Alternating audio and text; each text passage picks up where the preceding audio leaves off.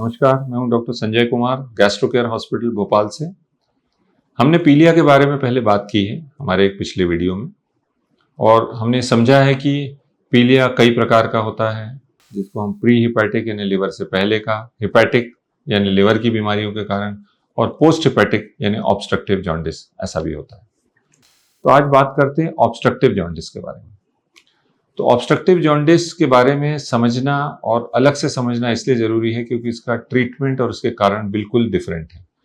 पीलिया को हम लोग आमतौर पर समझते हैं कि लिवर की सूजन है, जिसमें लिवर पे इन्फेक्शन हो जाता है हेपेटाइटिस वायरस के कारण, और धीरे धीरे ये व्यक्ति की आंखें और शरीर पीला पड़ जाता है। ये एक निश्चित समय तक रहती है, 10-15 दिन या महीने तक, और धीरे धीरे कम होती जाती है। अक्सर इसमें दवाओं की ज़रूरत नहीं होती। तो ये तो हुआ आम पीलिया। लेकिन आज हम बात करें ऑब्स्ट्रक्टिव जॉन्डिस की, जिसमें लिवर में कोई फॉल्ट नहीं है, लिवर अपना काम बखूबी कर रहा है, लेकिन लिवर से जब बहुत से पदार्थ जिनको निकल जाना चाहिए पित्त के जरिए, वो निकल के आंतों की तरफ आ रहे हैं, तो उस रास्ते में यानी पित्त की नली में अवरोध हो गया, रुकावट हो गई, तो इसे ऑब्स्ट्रक्टिव जॉन्डिस कहते हैं। तो क्या कारण होते हैं ऑब्स्ट्रक्टिव जॉन्डिस के, और इसका इलाज क्यों अलग है?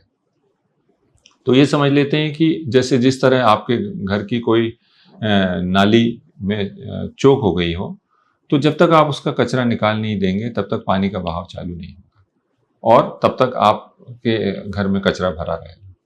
तो ठीक इसी तरह लिवर से निकलने वाली नली में जब अवरोध होता है, ऑब्स्ट्रक्टिव जॉन्डिस हो जाता है, और ये तब तक ठीक नहीं होगा जब तक आप इसको फिजिकली इस अवरोध को दूर न कर दें। ये बहुत महत्वपूर्ण बात है। तो पहले देखते हैं कि क्या क्या कारण होते हैं। ऑब्स्ट्रक्टिव जॉन्डिस के मुख्य कारण होते हैं, जैसे होता है पित्त की नली में स्टोन आ जाता है, जिसको हम सीबीडी स्टोन कहते हैं। सीबीडी स्टोन अगर गॉल ब्लैडर से निकलकर पित्त की नली में आके फंस गया तो पेशेंट को ऑब्स्ट्रक्टिव जॉन्डिस हो जाएगा। दूसरे नंबर पे जो कॉजेज होते हैं वो होते हैं स्ट्रिक्चर्स, यानी पित्त की नली में रुकावट आ गई, पित्त की नली सक्रिय हो गई है। ऐसा या तो उन पेशेंट्स में होता है जिनका पित्त के एरिया में कोई ऑपरेशन हुआ हो पहले, या कई बीमारियां होती हैं जिनमें कि पित्त की नली स्क्लेरोज हो जाती है, जैसे स्क्लेरोजिंग कोलिंजाइटिस नाम की बीमारी होती है, ऑटोइम्यून कोलिंजाइटिस बीमारी होती है, और ऐसी तमाम बीमारियां होती हैं जिनमें पित्त की नली खुद ही सक्रिय हो जाती है। पर इन सबसे महत्वपूर्ण, सबसे इंपॉर्टेंट बात यह है कि पित्त की नली के आसपास की जो कैंसर होते हैं उनमें ऑब्स्ट्रक्टिव जॉन्डिस होता है, जैसे पैनक्रियास के कैंसर। हेड ऑफ पैनक्रियास का जो कैंसर होता है, जैसे ही वहां गठान बनती है वो पित्त की नली को दबा देती है, तो इस पेशेंट को ऑब्स्ट्रक्टिव जॉन्डिस हो जाता है। फिर ड्यूडेनम यानी आंतों का वो हिस्सा जो ऊपरी हिस्सा है, उसमें अगर कैंसर या कोई गांठ होती है तो उससे ऑब्स्ट्रक्टिव जॉन्डिस हो जाती है। पित्त की नली के कैंसर्स में ऑब्स्ट्रक्टिव जॉन्डिस हो जाता है। तो अगर यूं समझे हम, तो पित्त की नली की रुकावट या तो बिनाइन कारणों से हो सकती है, जैसे पथरी या स्ट्रिक्चर से, या कैंसर से हो सकती है, मैलिग्नेंट कॉसेज से हो सकती है। तो इसको कैसे पकड़ा जाए? हमारे एक दूसरे वीडियो में हमने बताया कि अगर हम किसी व्यक्ति के लिवर फंक्शन टेस्ट करते हैं, तो उनको अगर हम बहुत सिस्टमेटिकली एनालाइज करें सिर्फ लिवर फंक्शन टेस्ट की 4-5 रिपोर्टों को, तो हम निश्चित तौर पे ये कह पाते हैं कि व्यक्ति को ऑब्स्ट्रक्टिव जॉन्डिस है या नहीं। तो अगर ऐसे पेशेंट के एलएफटी हम देखते हैं तो उनका बिलिरुबिन बड़ा होता है, और वो डायरेक्ट बिलिरुबिन होता है, इनडायरेक्ट नहीं।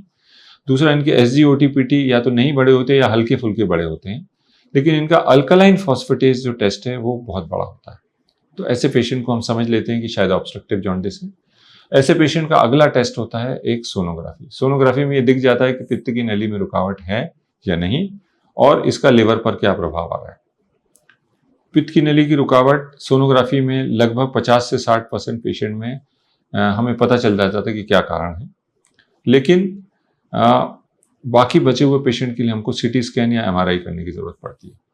तो सीटी स्कैन या एमआरआई करके हम लोग ये फिक्स कर लेते हैं कि हाँ, इस पेशेंट को ऑब्स्ट्रक्टिव जॉन्डिस ही है, और लगभग हमें समझ में आ रहा है कि इसको कैंसर है या स्टोन है या स्ट्रिक्चर है। लेकिन इनसे बढ़कर एक बहुत महत्वपूर्ण जांच है जिसको कहते हैं एंडोस्कोपिक अल्ट्रासाउंड, ईयूएस। तो ईयूएस वो टेस्ट है जो जिसमें एक एंडोस्कोपी के मुंह पर सोनोग्राफी लगी होती है, और जब व्यक्ति इसको के पेट में हम इसको डालते हैं तो हम ठीक पित्त की नली के नज़दीक उस प्रोब को रखकर ये देख पाते हैं कि वो कारण क्या है। क्या वहाँ कोई छोटी मोटी पथरी फंसी है, या वहाँ रुकावट आ गई है, या गठान है।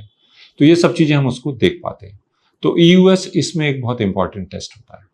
तो अब सवाल ये है कि किसी को अगर ऑब्स्ट्रक्टिव जॉन्डिस हो गया है तो उसका ट्रीटमेंट कैसे होगा? अगर रुकावट आ गई तो क्या हमको हमेशा ऑपरेशन करके रुकावट दूर करनी है? नहीं। ज़्यादातर केसेस में, इनफैक्ट 90% केसेस में या उससे भी ज़्यादा में, हम लोग ऑब्स्ट्रक्टिव जॉन्डिस में पीलिया कम करने के लिए एक प्रोसीजर करते हैं जिसको कहते हैं ERCP, एंडोस्कोपिक रेट्रोग्रेड कोलेंजियोपेनकेटोग्राफी। नाम थोड़ा लंबा है पर एक बड़ी अच्छी विधि है जो एंडोस्कोपी का ही एक मॉडिफिकेशन है। इसको हम साइड व्यू एंडोस्कोपी कहते हैं। इसके अंदर बहुत से चैनल्स होते हैं। हम एंडोस्कोप के जरिए ड्यूडेनम तक पहुंचते हैं, जो हमारे आमाशय के बाद का आंतों का ऊपरी हिस्सा होता है। उसमें एक जगह होती है जिसको कहते हैं पेपिला ऑफ वेटर, वहां पित्त की नली आकर खुलती है। तो उस एरिया को हम रिवर्स रास्ते से अंदर जाकर देख पाते हैं कि वहां पर रुकावट किस वजह से है और उसका निदान कर पाते हैं। अगर वहां पथरी पाई जाती है ERCP में तो उस पथरी को रिमूव कर दिया जाता है और व्यक्ति का जॉन्डिस ठीक हो जाता है। अगर वहां रुकावट पाई जाती है, यानी स्ट्रिक्चर होता है या कैंसर होता है, तो उसके जरिए उसके बीच में से एक रास्ता बनाकर एक स्टेंट डाल देते हैं। स्टेंट एक छोटी सी प्लास्टिक की या मेटल की ट्यूब होती है जो लिवर से आने वाले पित्त को बिना अवरोध के सीधे आंतों तक पहुंचा देती है। तो ERCP वो विधि है जिसके जरिए ऑब्स्ट्रक्टिव जॉन्डिस का ट्रीटमेंट किया जाता है और बहुत ही कारगर विधि है। किसी किसी पेशेंट में जब हम वहाँ रास्ता ही नहीं मिलता, स्टेंट नहीं डाल पाते, तो उसके भी विधि होती है, जैसा हमने शुरू में जिक्र किया EUS का। तो एंडोस्कोपिक अल्ट्रासाउंड के माध्यम से हम लोग वहाँ पर रास्ता, एक नॉर्मल जगह में से एक रास्ता बनाते हैं जो पित्त की नली को डायरेक्ट जोड़ता है, तो उसमें एक स्टेंट डाल दिया जाता है। तो इसको कोलिडोको ड्यूडेनोस्टोमी कहते हैं उन लोगों के लिए जिनकी गठान इतनी बड़ी है कैंसर के कारण कि उन्होंने ड्यूडेनम में आने वाली जो ट्यूब होती है उसका रास्ता पूरी तरह रोक दिया हो, तो हम उसको डायरेक्टली पित्त की नली में पंक्चर करके वहाँ स्टेंट डाल सकते हैं। तो एंडोस्कोपिक अल्ट्रासाउंड के माध्यम से किया जा सकता है। और तीसरा, इंटरवेंशनल रेडियोलॉजी के माध्यम से भी ऑब्स्ट्रक्टिव जॉन्डिस का ट्रीटमेंट हो जाता है, जिसमें कि लिवर में एक छोटी सी सुई डालकर उसके जरिए वायर डाल दी जाती है और अंदर स्टेंट डाल दिया जाता है। तो ऑब्स्ट्रक्टिव जॉन्डिस को ठीक करने का ERCP बेस्ट मेथड है, पर ERCP किसी वजह से अगर नहीं हो सकती, टेक्निकल वजह है, गठान बड़ी है या हम ड्यूडेनम में नहीं पहुंच पा रहे हैं, तो उसको एंडोस्कोपिक अल्ट्रासाउंड के माध्यम से किया जा सकता है या PTBD यानी कि इंटरवेंशनल रेडियोलॉजी के माध्यम से किया जा सकता है। अब ऑब्स्ट्रक्टिव जॉन्डिस में समझने वाली बात यह है, अनफॉर्चुनेटली पेशेंट्स हमारे पास बहुत लेट आते हैं क्योंकि बहुत सारी जगहों में सोनोग्राफी की सुविधा नहीं है। गांव में बहुत सारी जगहों में या डॉक्टर सस्पेक्ट नहीं करते कि ऑब्स्ट्रक्टिव जॉन्डिस है, ये मानते हैं कि पीलिया है, ये तो ठीक हो ही जाएगा, और उसको तमाम तरह की टैबलेट और परहेज वगैरह बताकर इलाज करते रहते हैं। लेकिन जब ठीक नहीं होता, महीना 2 महीना, तब वो आते हैं और पता चलता है कि इनको तो रुकावटी पीलिया है। तो जैसा मैंने शुरू में कहा, रुकावटी पीलिया किसी तरह की दवा या परहेज से ठीक नहीं हो सकता है। इसके लिए ऑब्स्ट्रक्शन को दूर करना ही इसका ट्रीटमेंट है, और ऑब्स्ट्रक्शन को दूर करने के लिए हमें ये टेस्ट करने हैं, सोनोग्राफी, CT, MRI या एंडोस्कोपिक अल्ट्रासाउंड, और उसके बाद हम ERCP के माध्यम से मेजॉरिटी पेशेंट को रिलीफ दे पाते हैं। जिन पेशेंट्स का कैंसर के कारण ऑब्स्ट्रक्टिव जॉन्डिस है और कैंसर अभी ज़्यादा फैला नहीं है, उनको डायरेक्टली ऑपरेशन के लिए भी लिया जा सकता है। लेकिन अगर पीलिया बहुत अधिक है तो पहले ERCP करके स्टेंट डाल देते हैं ताकि पीलिया उतर जाए, और उसके बाद ऑपरेशन करके कैंसर की गठान को दूर किया जा सकता है। तो ऑब्स्ट्रक्टिव जॉन्डिस का मैनेजमेंट बहुत ही स्पेसिफिक है, यानी एक निश्चित रास्ता ही हमको अपनाना होता है। इसको किसी दवा से या डाइट से ठीक नहीं किया जा सकता। इसीलिए ज़रूरी है कि ऑब्स्ट्रक्टिव जॉन्डिस को जल्दी पकड़ें, क्लिनिकली सस्पेक्ट करें, LFT से कंफर्म करें, सोनोग्राफी और अन्य टेस्ट से और कंफर्म करें, और ERCP के जरिए इलाज करें। तो ये ऑब्स्ट्रक्टिव जॉन्डिस से संबंधित जानकारी आपको पसंद आई हो तो हमारे चैनल को सब्सक्राइब करें, और अगर आपका कोई भी सवाल हो तो कमेंट बॉक्स में डालें। नमस्कार।